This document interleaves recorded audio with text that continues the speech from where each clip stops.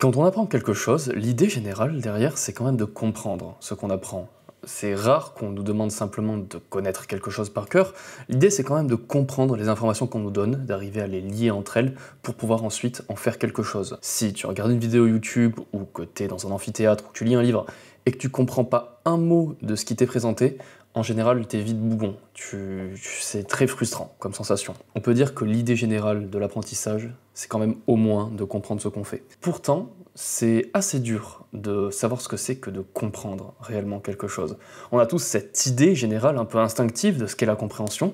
Pourtant, si je vous demande de me donner la définition de ce qu'est comprendre quelque chose, vous risquez d'avoir un peu de mal à trouver vos mots. On comprend instinctivement ce qu'est comprendre, mais on a un peu du mal à le définir, et aussi on a du mal à définir ce qu'est une bonne compréhension d'une mauvaise compréhension. On sait quand on ne comprend pas quelque chose, mais quand on le comprend, est-ce qu'on arrive à déterminer à quel point on le comprend ? Dans cette vidéo, on va voir ensemble qu'est-ce que la compréhension réellement, ou du moins le concept, comment on peut déterminer si on a compris quelque chose ou pas, et comment on peut améliorer ces niveaux de compréhension. Et vous allez voir, c'est très très simple. Premièrement, qu'est-ce que comprendre ? Je vous avais posé la question en introduction, et si vous avez trouvé une réponse, écoutez, n'hésitez pas à me la dire en commentaire, parce que moi j'ai un peu du mal à définir ce terme.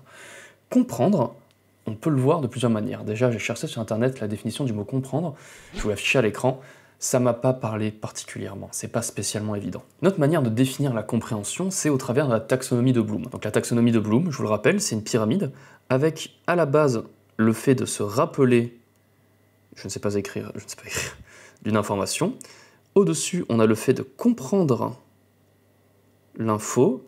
Après, on a le fait de pouvoir l'appliquer. Après, on a le fait de pouvoir analyser à quel point cette information est pertinente ou pas. On peut aussi évaluer la qualité d'une information qui nous est présentée en rapport à l'information qu'on sait. Et enfin, on peut créer peut-être des nouvelles connaissances à partir de l'information dont on se rappelle dès le départ. Donc, si on regarde la taxonomie de Bloom, qui est pas réellement un ordre structuré de l'apprentissage, mais plutôt un niveau de difficulté par rapport à une information, on remarque que comprendre, c'est juste au-dessus du fait de se rappeler d'une info. C'est super, mais ça ne dit pas vraiment ce que c'est que comprendre. C'est différent de se rappeler, mais on ne sait pas trop ce que c'est. Bon alors, la taxonomie de Bloom ne nous aide pas trop pour comprendre réellement ce que veut dire le mot comprendre, mais on va la garder quand même parce que vous allez voir, elle va nous être utile. J'ai une autre manière de représenter ce qu'est la compréhension de quelque chose, c'est en se basant sur le réseau de connaissances. Les connaissances, on peut les voir comme un réseau. La manière dont on comprend le monde, c'est un réseau d'informations plus ou moins bien liées entre elles. Et une information, on peut dire que c'est A, c'est B, c'est C, on a plein d'informations différentes. Les informations, en tant que telles, elles ne sont pas réellement liées entre elles. Le fait de lier les informations entre elles, de faire un connecteur logique entre le point A et le point B, entre l'info A et l'info B, c'est ça le fait de comprendre. C'est quand on sait, c'est quand on comprend la logique de A et B, pourquoi ils sont liés entre eux. Alors, plus précisément encore, dans le cadre d'un cours par exemple, ou quand on lit un livre, ou quand on regarde une vidéo, on nous dit peut-être que A et B sont liés entre eux, et que B et C sont liés entre eux, et ça, si on ne comprend pas quelque chose, on va dire plus tard, oui, A et B sont liés, mais on n'aura pas capté la logique derrière. Ça, finalement, quand on reste dans la taxonomie de Bloom, on est à l'étape de se rappeler. On nous donne une information, mais on ne sait pas vraiment quoi en faire. Le fait de comprendre, à la différence de se rappeler, c'est quand on nous dit que A et B sont liés et que B et C sont liés, mais que nous-mêmes, on arrive à voir la connexion, et que nous-mêmes, on arrive à faire un lien entre ces informations. Finalement, on crée notre propre réseau. On ne se base pas sur une séquence d'informations qu'on nous donne, on ne se base pas sur un réseau d'informations qui nous est présenté et qui ne fait pas de sens à nos yeux, on se base sur notre propre compréhension. C'est ça réellement comprendre, c'est faire un lien entre les informations et un lien qui nous paraît logique. Une bonne analogie, c'est peut-être de se dire « Eureka ». Quand tu fais le lien entre deux informations, tu te dis « Merde, c'est logique, j'ai compris ». Ça, c'est un bon indice pour savoir si on a compris quelque chose. C'est de se dire nous-mêmes « Putain, c'est logique quand même ». Donc, on a un peu défini là ce qu'était la compréhension. C'est le fait de pouvoir faire le lien entre deux informations et que ce lien nous parle. C'est pas simplement de lire une définition, c'est d'arriver à faire le lien entre toutes les informations qui sont présentées dans cette définition. De sorte que tu peux la reformuler toi-même avec tes mots. Vous vous souvenez peut-être à l'école, c'était un exercice qu'on vous demandait de reformuler une définition avec vos mots, parce que ça permettait de voir très facilement si vous avez compris réellement. Vous ne répétez pas, vous ne vous rappelez pas de l'information, rappelez-vous de la taxonomie de Bloom, mais vous l'avez compris et vous êtes capable de modifier des mots avec leurs synonymes, ça aura toujours du sens. Donc comprendre, c'est faire le lien dans un réseau de connaissances et, dans le cadre de l'école par exemple, c'est de trouver nous-mêmes la logique derrière des informations qui nous sont présentées. Donc maintenant, on sait ce qu'est comprendre du fait de ne pas comprendre. Donc quand on se dit « ouais, c'est logique », on sait qu'on a compris. Mais est-ce que c'est suffisant? Est-ce que faire un réseau, simplement, ça suffit pour savoir si on a compris quelque chose ou pas? Moi, j'aurais tendance à arguer que non, et je pense savoir que vous aussi, au fond de vous, vous vous dites que non. Pourquoi? Parce que bien souvent, je pense, quand vous avez fait des examens, vous vous êtes dit « ouais, j'ai compris ce concept », et quand vous êtes en face de la question, il n'y a plus personne. Donc vous pensiez avoir compris, vous aviez trouvé un lien logique entre des informations, et pourtant, ce n'était pas encore ça. Donc la première étape, c'est de faire le lien logique. Mais la deuxième étape, c'est de vérifier qu'on a compris ce lien. C'est de l'appliquer, réellement, c'est de le tester. Vous vous souvenez, à l'école, on vous donnait des examens pour voir si vous aviez compris. Eh bien, même si c'est un petit peu restreint, en réalité, c'est un peu la même chose. L'idée, là, ça va être d'appliquer ce qu'on pense avoir compris. Alors, certaines choses sont plus faciles à appliquer que d'autres, je vous l'accorde. Quand on apprend de la théorie musicale, c'est facile, plus ou moins après, d'aller la vérifier sur notre piano ou sur notre instrument. Et il y a des choses qui sont plus dures à appliquer. Par exemple, si tu apprends la théorie de la fission nucléaire, tu vas avoir un petit peu de mal à l'appliquer. Pourtant, appliquer, on peut le faire, tout le temps, constamment, avec nos connaissances. Faut pas voir le mot appliquer comme réellement tel qu'il est, mais plutôt dans le sens de la taxonomie de Bloom. C'est-à-dire prendre l'information et essayer de la tester, essayer de l'utiliser dans un contexte où elle est pertinente. Donc pour reprendre l'exemple de la théorie musicale, bon, vous pouvez l'appliquer directement en allant sur votre piano. Et pour reprendre l'exemple de la fusion nucléaire, vous ne pouvez pas l'appliquer directement dans une centrale nucléaire, mais vous pouvez l'appliquer en résolvant une énigme, une équation, un problème dans un cahier par exemple. C'est ça, appliquer. C'est partir du principe qu'effectivement on a compris le lien entre A et B, on a lu la définition, on s'est dit « ok, j'ai compris, est-ce que je ne peux pas maintenant m'en servir pour un exercice par exemple ?» Ou alors l'appliquer directement si c'est possible. Ou alors essayer peut-être de tweak un petit peu, de trouver nous-mêmes des exercices dans lesquels ce qu'on a appris peut s'avérer utile. Ça permet très rapidement de voir à quel point on a réellement compris quelque chose. On pensait avoir fait le lien entre A et entre B, pourtant, quand on nous demande d'appliquer ce lien, ça passe ou ça casse. Ça permet simplement de vérifier si on a réellement compris. Un bon moyen de voir la compréhension, c'est comme si c'était une théorie. On a deux informations, A et B, et on nous dit elles sont liées. Quand on arrive à voir le lien entre A et B, on fait une hypothèse dans notre tête. On se dit, ok, A et B sont liés, sont logiques, parce que nanani nanana. Parfois les hypothèses sont inconscientes. Appliquer notre compréhension d'une information, ça nous permet de vérifier immédiatement si notre hypothèse est correcte ou incorrecte. Et finalement, c'est un concept que je pense que je vais rabâcher à peu près tout au long de ma vie sur cette chaîne YouTube. C'est le concept de feedback. Ou en français, si on veut, le concept de retour. C'est-à-dire, on a quelque chose dans notre tête et on va le confronter au monde extérieur pour voir si ça tient la route ou pas. Et dans le cadre des connaissances, ça revient à tester nos connaissances, à appliquer ça face à un problème, face à une situation donnée, ou une autre manière peut-être, et c'est le point suivant, lorsqu'on cherche à expliquer à quelqu'un. Appliquer ses connaissances, c'est quelque chose qu'on peut faire tout seul. C'est simplement ouvrir un cahier et faire des exercices. Mais expliquer, essayer d'enseigner à quelqu'un, c'est une manière particulière d'appliquer ce qu'on sait. Pour être tout à fait honnête, c'est même au-delà de l'application. On va retourner sur notre taxonomie de Bloom, parce qu'elle est quand même très intéressante. Nous, ce qu'on cherche à faire à la base sur cette taxonomie, c'est simplement de vérifier si on a compris. Donc c'est de rester à ce niveau-là. On ne veut absolument pas rester dans le fait de se rappeler. C'est pour ça qu'on a vérifié avant si on arrivait à faire le lien logique nous-mêmes entre l'information A et l'information B. Maintenant, on a vu qu'un meilleur moyen de voir si on a compris quelque chose, c'est de chercher à l'appliquer. Parce que ça implique le fait d'avoir compris réellement. Quand on a compris quelque chose, on devrait pouvoir l'appliquer sans souci parce que la base pour l'application est solide. Or, si on n'a pas bien compris quelque chose, quand on cherchera à l'appliquer, on va voir qu'au bout d'un moment, ça déconne. Le point suivant dont je vous ai parlé, c'est expliquer, c'est enseigner. Sur la taxonomie de Bloom, croyez-le ou non, enseigner ou expliquer quelque chose, c'est à mi-chemin entre analyser l'information et l'évaluer. Pourquoi c'est à mi-chemin entre évaluer et analyser? Quand on explique quelque chose, on part du principe qu'on a compris la chose, ou qu'on l'a assez compris pour l'expliquer, et on essaie de donner cette information qui fait sens pour nous à quelqu'un pour qui ça ne fait pas encore sens. Ce qui se passe, c'est que pour que l'information fasse sens chez nous, on a pris A, on a pris B, on a pris C, et on a réussi à les lier entre eux. Mais on les a liés de notre propre manière. On a compris que le lien logique entre A et B se faisait parce que nous, on avait une compréhension qu'en fait, le point D, qui impliquait le point B, était aussi lié de près ou de loin avec le point A, et que finalement, le point C, il n'était pas réellement important dans notre compréhension de la chose. Ce que j'essaie de vous dire, c'est que chaque personne comprend les informations de leur propre manière, parce que la compréhension, c'est le lien logique qu'on fait nous-mêmes entre deux informations. C'est pas réellement ancré dans le réel, c'est notre perception du réel, la compréhension.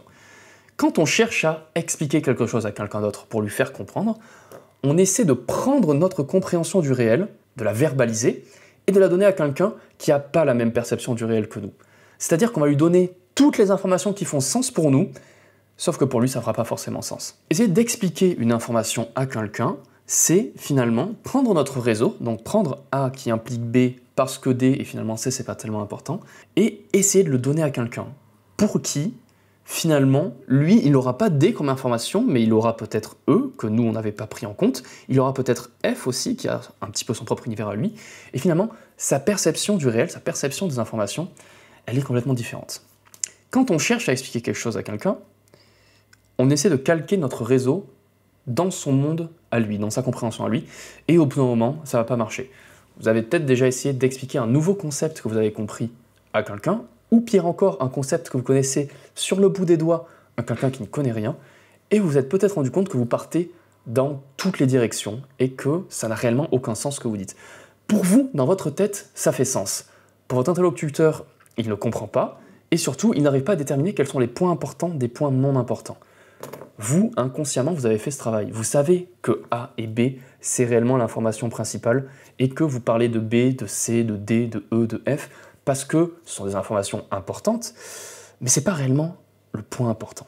Essayer d'expliquer quelque chose à quelqu'un, c'est faire l'effort conscient, pas inconscient cette fois, conscient, de se cantonner à A entraîne B, de se cantonner au lien logique entre A et B, et peut-être, si c'est réellement important, de parler des informations qui sont nécessaires à cette compréhension-là. Essayer d'expliquer quelque chose à quelqu'un, c'est prendre l'entièreté de notre réseau de connaissances et éliminer tout le bruit ambiant dont nous on avait besoin pour comprendre cette information, de sorte à la donner de manière claire et précise à quelqu'un qui n'a pas le même bruit ambiant, pour commencer, qui n'a pas le même réseau d'informations, et puis surtout qui ne va pas lier ces informations de la même manière. Expliquer, c'est compliqué. Faire l'effort d'expliquer quelque chose, ça va vous forcer à réellement regarder votre réseau de connaissances en face, de regarder en face vos liens que vous avez faits entre A et B, et de regarder aussi toutes les autres informations qui ont été nécessaires pour faire ce lien entre A et B, et ça va vous forcer à éliminer ce qui est inutile et à renforcer ce qui est primordial. C'est-à-dire que votre réseau, c'est A qui est lié à plein d'autres choses, et B qui est lié à plein d'autres choses, et C qui est lié à plein d'autres choses, et en essayant d'expliquer, en essayant de rendre votre discours clair et cohérent pour quelqu'un qui n'a pas toutes ces bases, vous allez vous forcer à retirer tous ces points qui ne servent à rien, tout en mettant l'accent, et c'est ça qui est important, sur les points qui sont réellement importants. C'est pour ça que je vous ai dit plus tôt que expliquer quelque chose à quelqu'un ou enseigner quelque chose à quelqu'un, c'est à mi-chemin entre évaluer et analyser. Parce que vous avez une information, vous avez un réseau de connaissances, dans votre tête, c'est quelque chose de quand même relativement complexe, que ce soit consciemment ou inconsciemment, c'est quand même un réseau qui implique énormément d'autres informations, et vous devez évaluer ces informations les unes par rapport aux autres et déterminer lesquelles sont réellement les plus pertinentes à donner pour que votre discours soit clair et cohérent et surtout compréhensible. Donc pour savoir si on a réellement compris quelque chose, premièrement, c'est de vérifier effectivement qu'on a eu ce petit moment d'eureka, cette petite ampoule qui s'allume dans notre cerveau. Deuxièmement, c'est de vérifier si cette ampoule qui s'allume dans le cerveau, c'est pas juste un petit court-circuit qui a fait n'importe quoi. Donc c'est appliquer les connaissances qu'on a eues pour voir si ça marche, et donc avoir finalement un premier retour pour tester si notre compréhension est bonne ou pas. Et ensuite, l'étape d'après, ou plutôt l'étape d'un plus haut niveau, vous pouvez faire immédiatement, d'ailleurs vous n'êtes pas obligé d'appliquer quelque chose avant d'essayer de l'enseigner. L'étape d'après, c'est d'expliquer ces choses-là pour clarifier, distiller, cristalliser le lien entre vos informations. Quand on a réellement compris quelque chose, on doit être capable de l'expliquer de manière claire et précise, parce qu'on a compris réellement le lien logique, et on n'a pas besoin de tous ces artefacts, de tous ces artifices pour justifier le lien logique entre A et entre B. Le dernier point, qui cette fois-ci est réellement pas overkill, j'aurais eu tendance à dire overkill, mais non. Le dernier point qui est réellement le summum de la recherche, de la compréhension d'une information, c'est d'essayer d'étendre. Alors, ce terme-là, il vous dit peut-être rien. Je vous ai dit un petit peu plus tôt dans la vidéo que la compréhension, c'est le lien entre A et entre B. C'est le lien entre deux informations, et qu'on peut voir ça comme une hypothèse. Parce que l'information A et l'information B, dans la réalité, c'est deux informations comme ça. Et notre cerveau les lie en faisant une hypothèse. On dit, ok, A implique B, c'est logique parce que ta.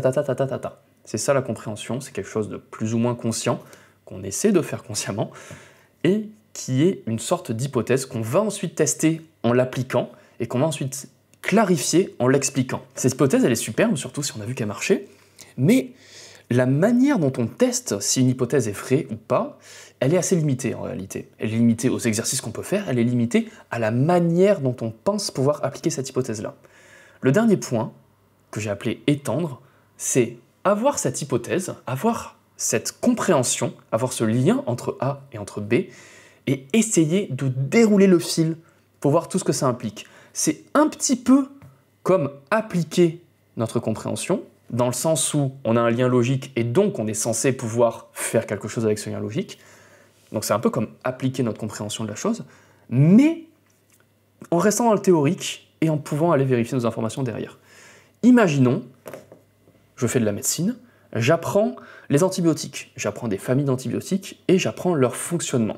Et on me dit un jour, ok, cet antibiotique-là, de telle famille-là, il est efficace contre tel groupe de bactéries-là. Si j'arrive pas à faire le lien logique tel quel, c'est juste une information que je pourrais régurgiter mais sans l'avoir compris. Si j'arrive à faire le lien logique dans ce qu'on me dit, je comprends que cet antibiotique, il fait partie de telle famille, donc il agit sur tel type d'enzyme, et c'est pour ça que tel type de bactérie n'arrive pas à fonctionner. Ça, on peut le tester dans la vraie vie en mettant des cultures bactériennes, en mettant des antibiotiques dessus, mais ça, c'est si vous travaillez dans un laboratoire. On peut le tester en faisant des exercices, en faisant des annales. On peut essayer de l'expliquer facilement, mais on peut aussi l'étendre.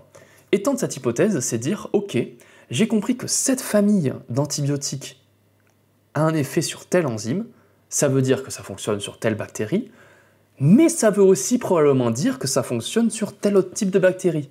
Et ça veut peut-être aussi dire que si un organisme vivant dispose de ce type d'enzyme-là, ça peut entraîner des complications. Et c'est peut-être pour ça qu'il ne faut pas surdoser tel antibiotique s'il est employé, par exemple, sur des animaux, sur des chiens ou sur des reptiles.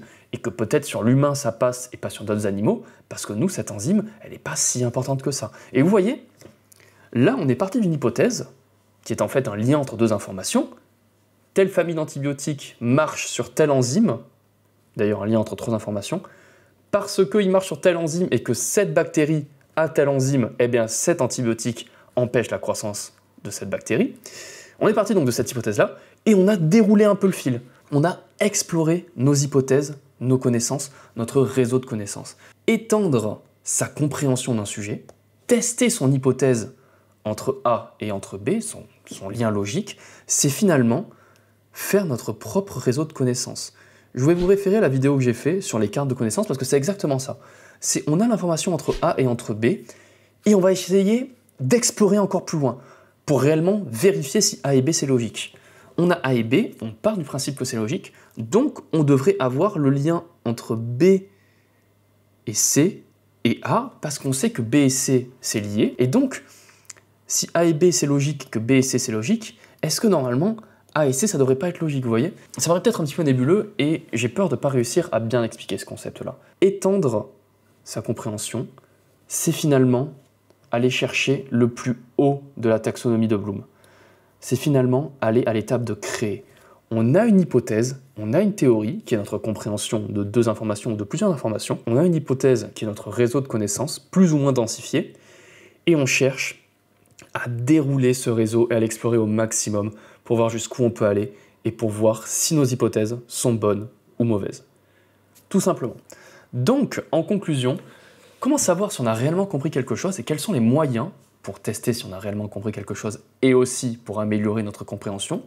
Premièrement, rechercher notre petit moment eureka, notre petit moment d'ampoule qui s'allume quand on a compris le lien logique entre A et B. C'est-à-dire qu'on nous donne l'information A implique B, il faut que nous-mêmes ça fasse sens pour nous. Une fois qu'on a fait ce petit lien logique, une fois qu'on a eu notre eureka, on ne peut pas rester là. Il faut qu'on teste pour voir si on a réellement compris ou pas. Donc on va aller chercher à appliquer notre compréhension. Pour ça, on va peut-être faire des exercices, on va peut-être chercher à le faire directement dans la vraie vie, si on peut l'appliquer dans la vraie vie, ou alors on va chercher à trouver des moyens de l'appliquer dans un contexte qui ne serait pas forcément logique. Parfois, on n'a pas toujours des annales sous la main, parfois, on n'a pas toujours des examens, donc on peut essayer de nous-mêmes de faire un petit exercice.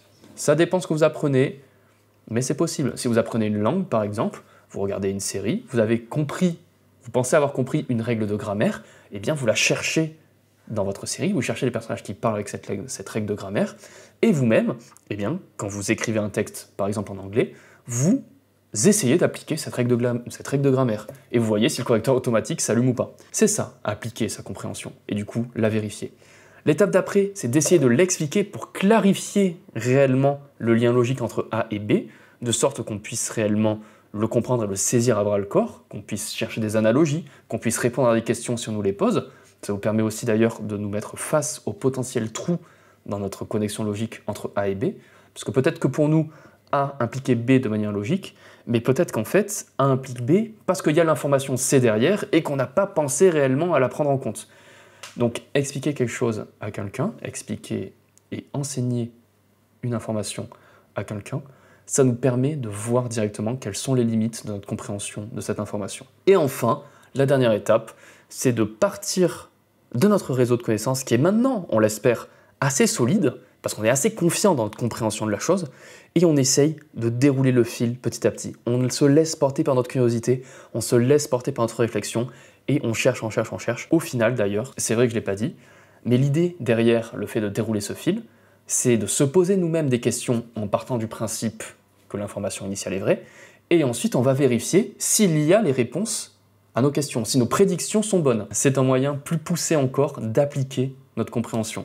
Parce qu'on part du principe que notre compréhension est bonne, donc on fait des hypothèses, on fait des conjectures, on prédit des réponses à des questions, et si on peut aller les chercher, on va les chercher, et si les réponses sont bonnes, ça veut dire que notre compréhension à la base, elle était nickel. Si les réponses trouvées sont pas bonnes, ça veut dire qu'on a loupé des informations, ça veut dire que notre réseau n'est pas aussi dense que ce qu'on pensait, et ça veut dire qu'on n'a pas compris aussi profondément le sujet que ce qu'on pensait. Et vous allez voir que ça va être souvent le cas parce que la grande majorité des sujets sont quand même très complexes. Bref, c'était comment savoir si on a compris quelque chose et aussi comment tester à quel point on l'a compris. Mesdames, messieurs, merci de m'avoir écouté et on se retrouve pour une prochaine vidéo. À plus.